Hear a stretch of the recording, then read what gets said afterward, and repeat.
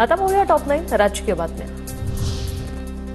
धनुष्यबाणाप्रमाणे मशालीचं चिन्ह आम्हाला मान्य करून द्यावं, मशालीशी साधर्म्य असलेलं चिन्ह मतपत्रिकेत ठेवू नये, उद्धव ठाकरेंची निवडणूक आयोगाकडे मागणी।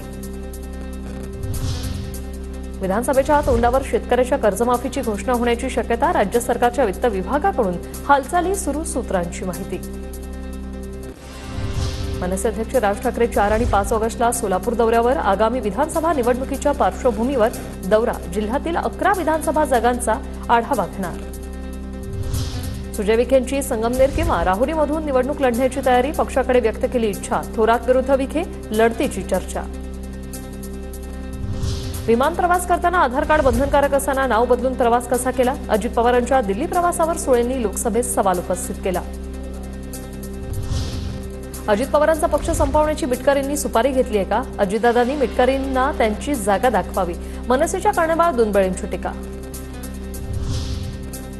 कर्णबाळ दुनबळेला पोलिसांचं संरक्षण आहे का, एकतर माझा जीव जाईल किंवा त्याचा, मिटकरींचा मुलीसह पोलीस अधीक्षक कार्यालयाबाहेर ठिय्या, दुनबळेंच्या अटकेची मागणी।